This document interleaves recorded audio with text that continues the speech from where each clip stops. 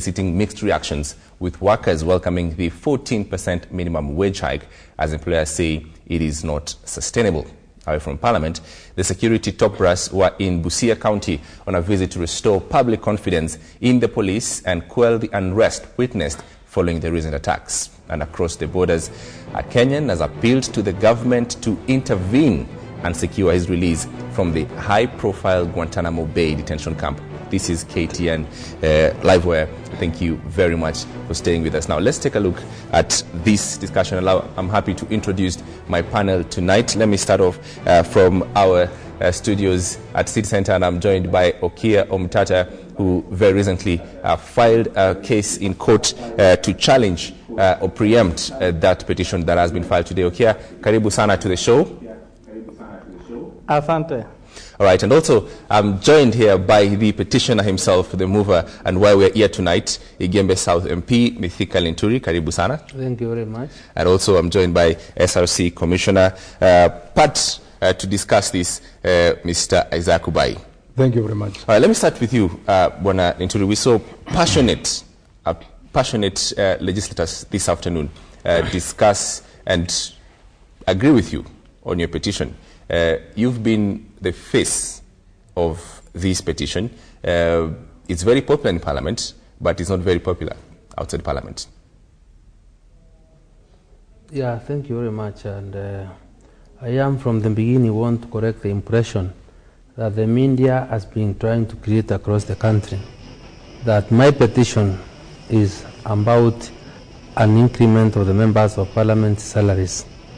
I want to make the country aware, and also has at the same time as the media fraternity in this country. However much I respect the freedom of expression, the freedom, the freedom of the press, then I think we must also behave in a way that we do not, that we appear to be responsible to the Kenyan people, because people have misunderstood my petition. And I am happy that you invited me this evening, at least to shed more light and to make the country understand what I am talking about. I want to remind everyone that my petition is not because I am not satisfied with the salary that was set by the Salaries and Remuneration Commission. It is not because that I am saying the Commission erred in setting those salaries. The Salaries and Remuneration Commission acted within their mandate and the provisions of the law to set that salary. And the only problem that I find myself with the Salaries and Remuneration Commission is on matters of procedure. It's matters of constitutionalism. And this is the issue I've been trying to make the country understand, because I believe in the rule of law, and I believe that Article 3 of the Constitution gives me the obligation to defend, uphold, and protect the Constitution as a lawmaker, and I, like any other Kenyan citizen. And possibly, if you allow me, let me say where I have a problem. When you look at the Constitution itself, the Constitution is clear on who is supposed to make law. That's provided for under Article 94 and 95 is Parliament that can make law. And Parliament is the only body in this House that whose sovereign power has been delegated to by the citizens. And that happened less than 2 months ago when we were elected as the members of Parliament. So what the SRC did, despite acting within their mandate, is to purport to amend acts of Parliament to contravene the Constitution, where a Constitution which they should be defending. And with your due respect, because a question may arise, why I say that the Commission was supposed to come with the regulations to Parliament. The Finance Act of 2012, Section 59, I think 2D, obligates this Constitutional Commission to take its recommendations to Parliament.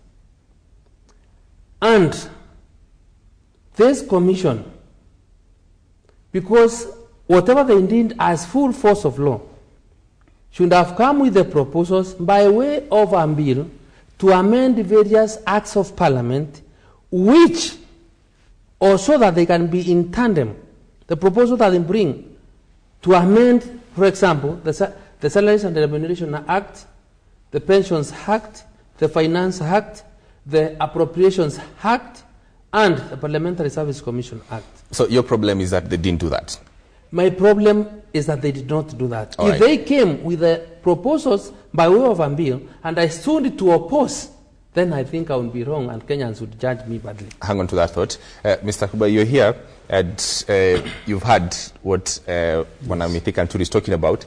But Ko, on his petition today, is to disband your commission, the commission that you sit in. The commission. Now, that petition is based on Article 251 of the Constitution. Now, Article 251 talks about removal of the chair and a member of a commission. Just a member and the chairman of a commission. But this petition intends to remove all the members of the commission. That means it's killing the commission. And you cannot kill a commission, a constitutional commission, without going through a referendum. That is the only way you can disband a commission, because that is like disbanding the commission. Mm-hmm. All right, Okiya Mtata, let's bring in Okiya Mtata from our city center studio. And Okiya, you have enjoined yourself in this matter, and actually this week you've taken a case in court to preempt, if you like, the Parliament's move to disband this commission. Okiya. Yes, I've filed a case in court, and I think it's going on well. But I think we need to look at a few things. My friend, Honorable Mitika Linturi, is spreading falsehoods. The laws that were in force under the old constitution were repealed where they were in conflict with the constitution. And I would like the honorable member to look at the 6th schedule to the Constitution of Kenya 2010, Article Section 6, Section 7, and Section 10. Those acts that he's citing, like the Salaries and Remuneration Act, the Pensions Act, as far as I'm concerned, and when you read the Constitution, they were effectively repealed in the effective date, but was spared for the remaining term of the 10th Parliament until a new Parliament came into force. So to tell us that the Salaries and the Remuneration Commission has violated the Constitution is to be very dishonest. Those laws do not exist, and if you look at the 6th schedule to the Constitution, it's very clear that any law that is in conflict with the Constitution of Kenya will be repealed or will have to be adapted to accommodate that conflict. And so the Salaries Commission, to me, has acted constitutionally and has set the laws. Another thing I would like to bring to your attention is the question of the motor vehicle allowance. When you look at the COCA report, Article 155, that is page 78 to page 79 of the COCA report, which the same MPs have been hiding, and I had to pay 10,000 shillings to buy it underhand so that I could access it. It is very clear that the COCA report recommended that the MPs be given 3.3 million shillings lump sum as an advance from their salaries. Then the money would be recovered in bits of 55,000 over the 5-year period. And this money was never to be an added burden to the taxpayer. It was supposed to be about out of the remuneration. What the MPs did is that the Parliamentary Service Commission, when it received the COCA report, it wrote something called a commentary to the COCA report. And that is where the fraud occurred. Then the members of Parliament gave themselves allowances that COCA never gave them, gave themselves a salary that COCA never gave them, and effectively became robbers who stole from Kenyans. And another thing is that even the COCA report, the COCA Commission, the way it was, did not also fulfill the law when it was being set up. because it was supposed to be an independent commission, and there's no way MPs would have the capacity to appoint an independent commission to look at their own issues. An independent commission can only be appointed by a third party. When you appoint a commission or appoint somebody to look into your issues, that person becomes your consultant. So this consultant, called the Coker Commission, still did not recommend what the MPs gave themselves. And so this element of fraud is what we are challenging, and I'm happy that the Salaries Commission looked at even the Coker report and saw the mischief that the MPs performed when they went about giving themselves salaries and allowances that were not even recommended in the report. So those are the things we are looking at, but over and above everything else, the Constitution is sacrosanct. MPs cannot purport to operate outside the checks, balances, and controls that are in the Constitution. If they feel the Commission has committed a crime, MPs should go to court. It's the court that has got the power to declare that somebody has breached the Constitution. Not members of Parliament usurping the powers of the judiciary and purporting to perform a judicial function of disbanding a commission. Right. They cannot do it, and if they do it, we are going to take war to Parliament. We are not going to allow it. Okay, and that's precisely setting the sense of this debate, Mithika. And this is about Kenyans in the end. It's about their leaders. It's more of over and above. It's a moral issue. It's a constitutional issue, Mithika Linturi. Don't you agree? And before I answer you, Mr. Smart, I want to say I really sympathize with my friend Okia Omtata. And the reason I say this is because he has also misinterpreted the Constitution.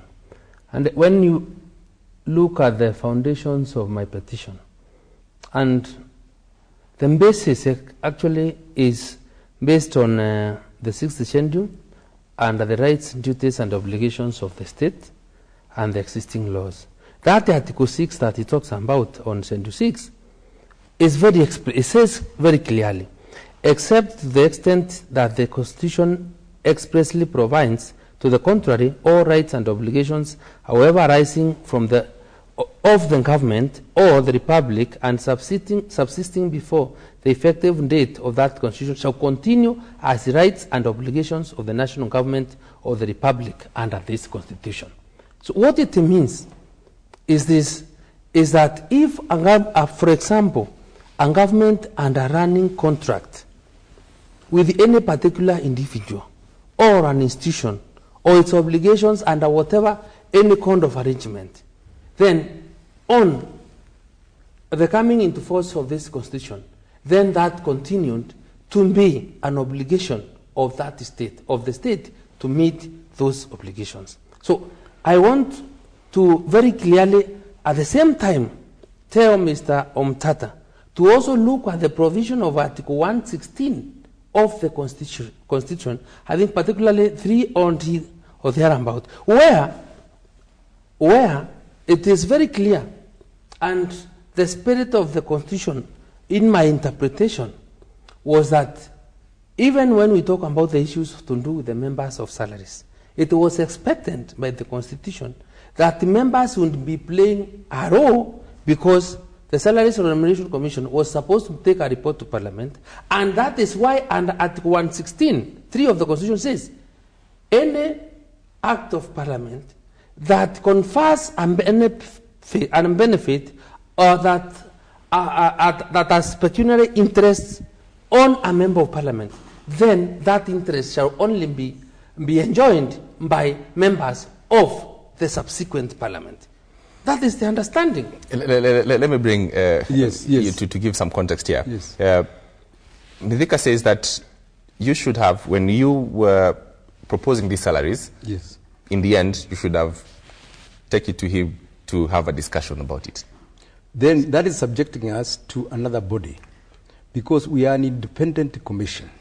All the commissions under Chapter 15 are independent commissions.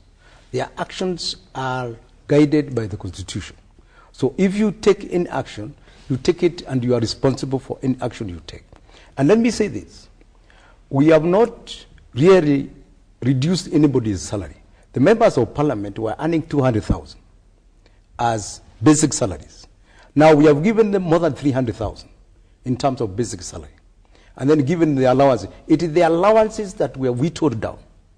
Because we have been given the mandate to set and regularly review. We are not reducing anybody's salary. In any case, Article 116 talks about an existing officer. You can't reduce his salary. And we are talking about the members of parliament whose contracts are new contracts. These are new contracts. These are new entrants. And we have reduced nobody's salary. We have not reduced salaries of judges. We have not reduced salaries of existing officers. But we have set salaries of the president, not because of the previous president, but of the incoming president.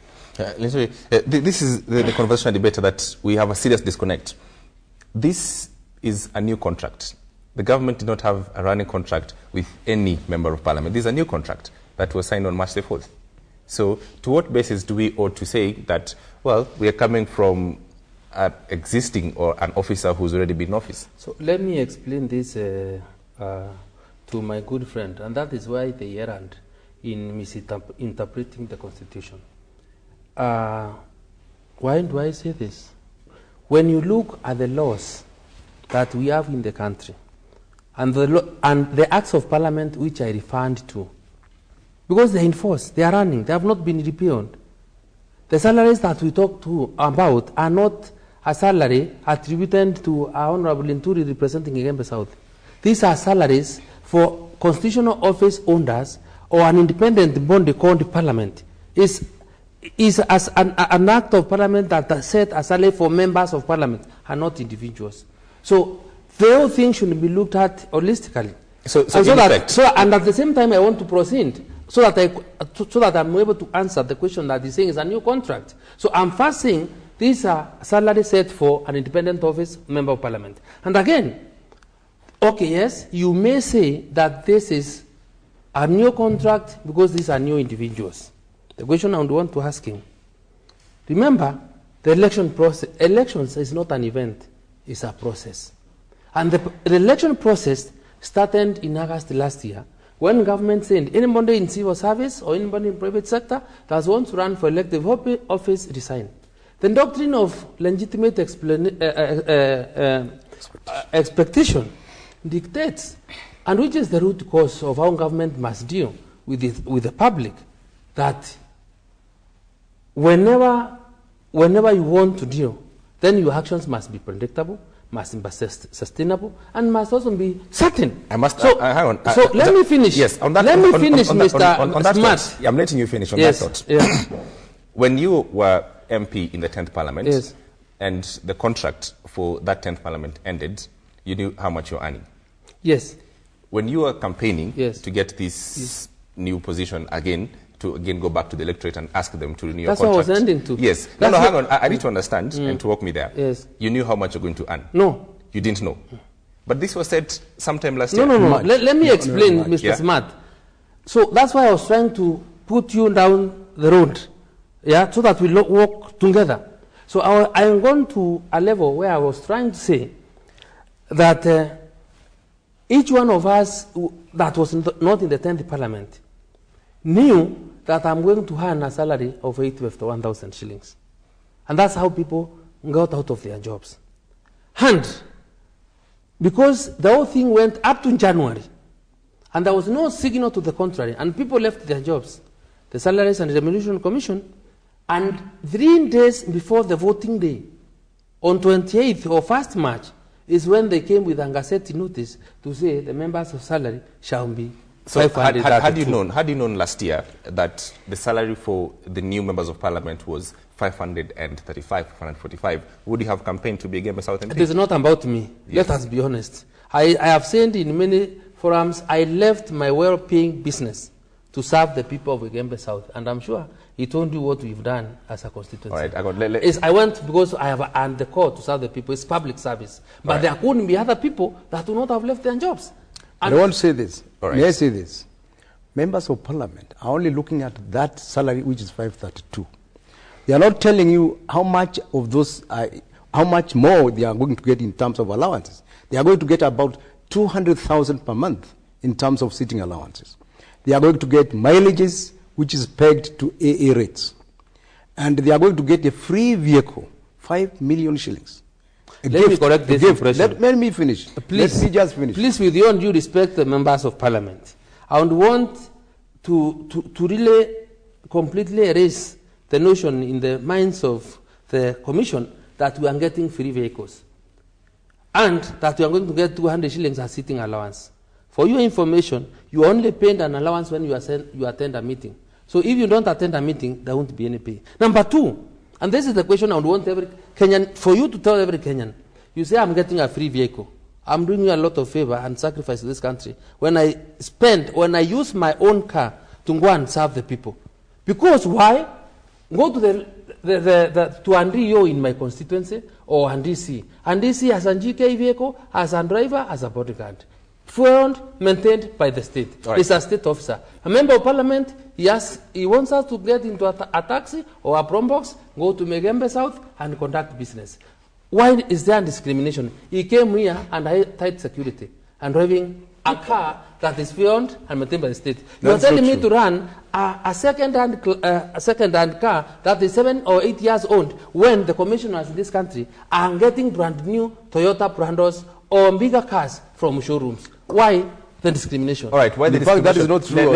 Let's talk to Okia Omtata, who's at the Citizen Studio. Okia, you have I think Honorable Linturi should be making that submission in the case of filed in court, because the issues he's raising are about the interpretation of the Constitution.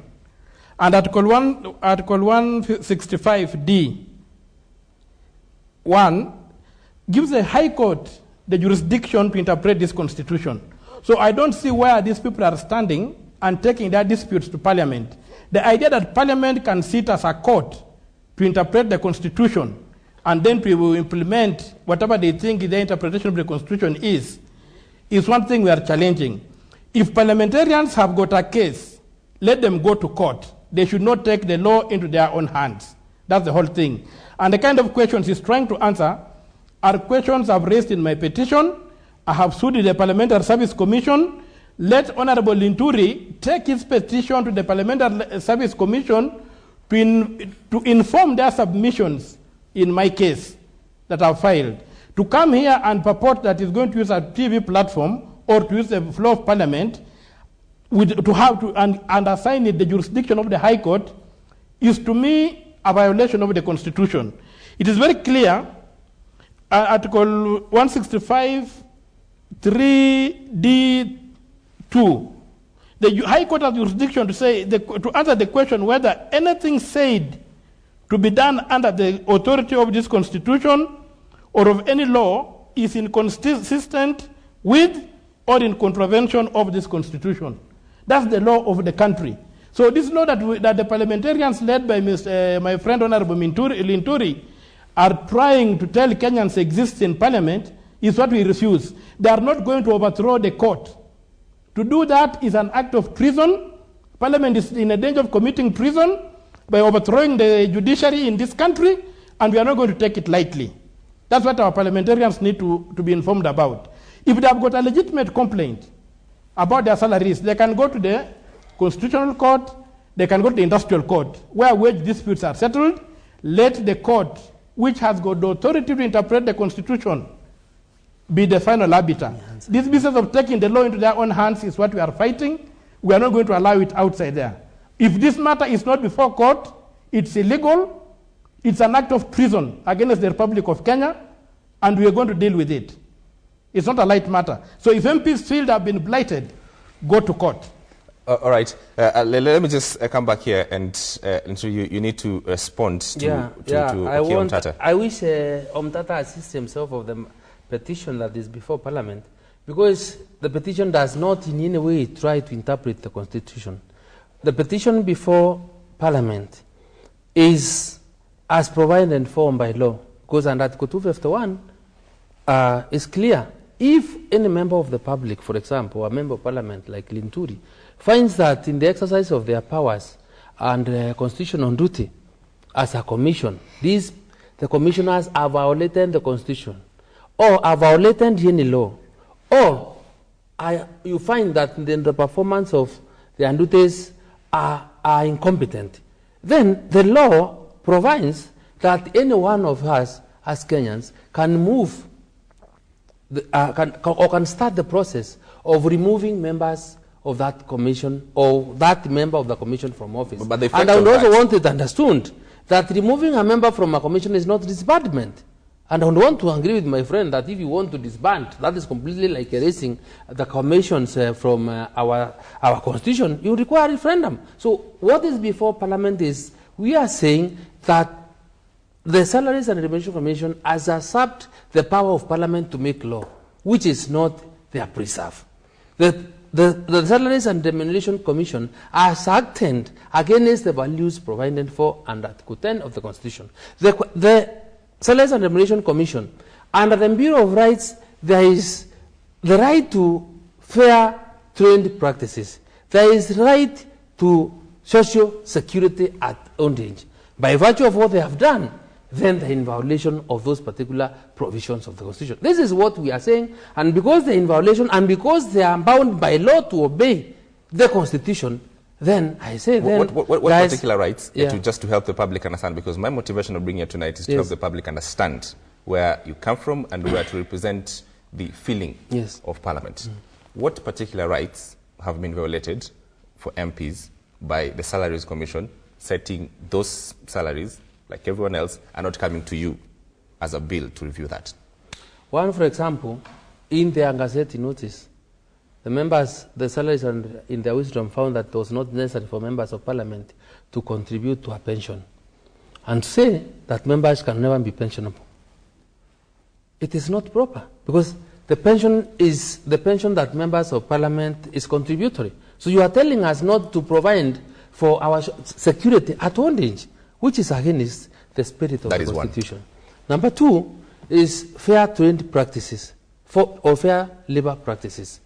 Moreover, I think there is a convention for 1941 for labor. It's a labor, very well versed in labor laws, which in the own and where Kenya is a signatory by virtue of Article 2(6) of the Constitution, because Kenya is a signatory to that treaty or that convention, and that forms part of the law of Kenya, then it is also against international labor organizations to reduce salaries of employees. And let me tell this country that if these people can dare Parliament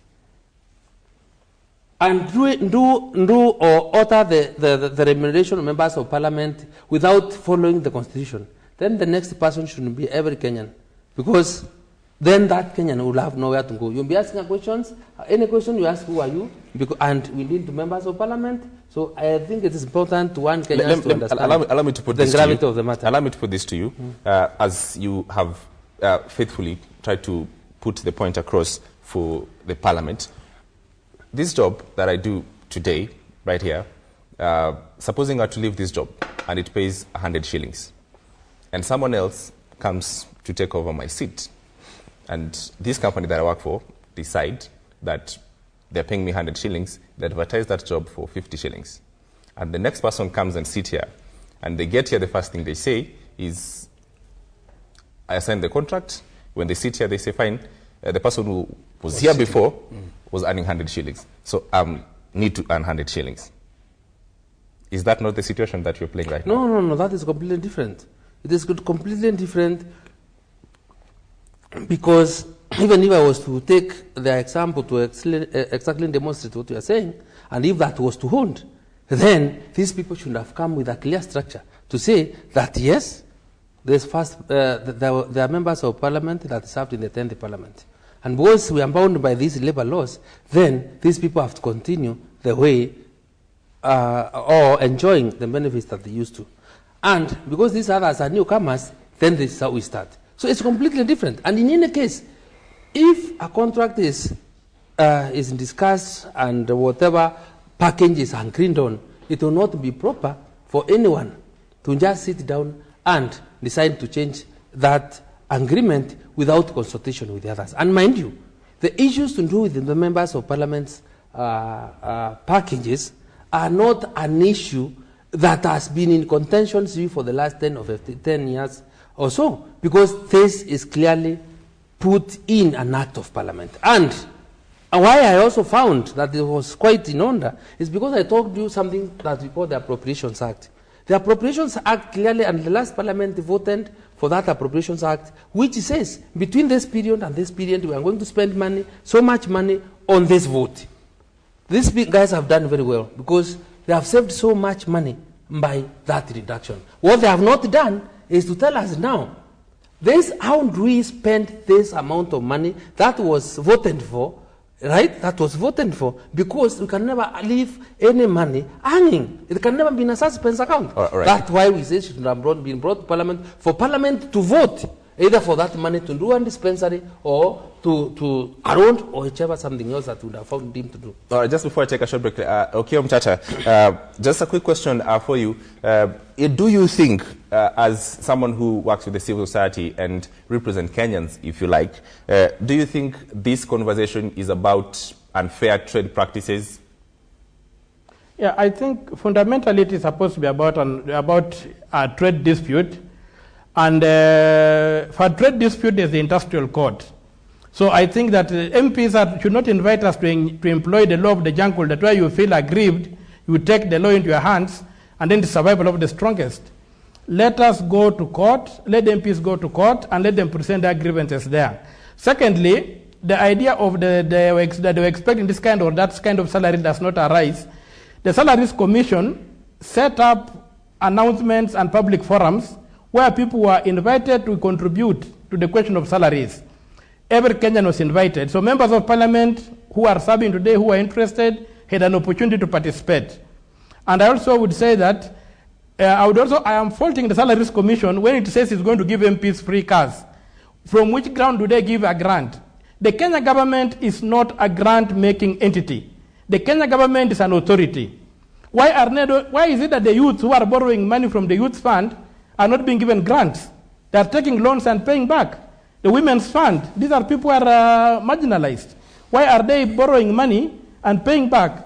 Why should it be that today MPs or the Salaries Commission thinks because they have been threatened, the MPs are going to be given a free car worth 5 million shillings? Where does that million shillings come from? So these are the questions that these people must answer, and the Salaries Commission has already gazetted a salary structure. And that salary structure does not have a free car or 5 million shillings for the MPs. And when I began speaking, I showed you the fraud that the MPs engaged in using the COCA report to convert a 3.3 car loan without interest-free car loan into a grant. In fact, it was not even a loan, it was an allowance whereby they were given a lump sum money out of their salary to purchase a car. And then they are given maintenance. So, and that car would be in their name. If they want this kind of cars, then they can go the GK way. We buy them Land Rovers, which can enter any terrain. We get them drivers, we give them work tickets, we fuel, and they operate according to the work ticket. But the car remains property of the Kenya government, so that if there's a by-election, the new MP who is coming in will use that car. If there is an election and a new house comes in, the car still remains in government property and the new person uses it. But to be given a grant and then you own, the government is not a grant-making entity, and I'm faulting the Salaries Commission that they are going to give MPs 5 million shillings as a grant. I would rather they give the youth of this country grants and the women of this country grants so that they can do enterprise. And that's what a grant does. A grant goes to a poor person. An MP salary of 500,000 can service a proper loan at a commercial rate for a good car. Over 90% of the vehicles that you see on the roads of Nairobi are on loans. People are paying those loans. So who are these MPs who are so special that they should be pampered at the expense of people who are suffering in this country? All right. So those are the questions we have. And I think over and all, my brother, Mr. Smart, MPs, even that thing they are saying that if you can petition an MP when a constitution has been infringed, I don't just wake up and say the constitution of Kenya has been infringed. I must go to court and get a declaration that the constitution of Kenya has been infringed. Then I take that declaration to Parliament and do that. I have no power to declare that Smart has breached the constitution of Kenya. I can only petition the court to declare that you have infringed the Constitution. Absolutely. MPs have no power, absolutely no power, to say that the Constitution of Kenya has been breached. They can't. Okia Omutata, thank you very much. We do take a short break. When we come back, we'll be answering those straight questions. Do stay with us. This is KTN Livewire. Don't go too far.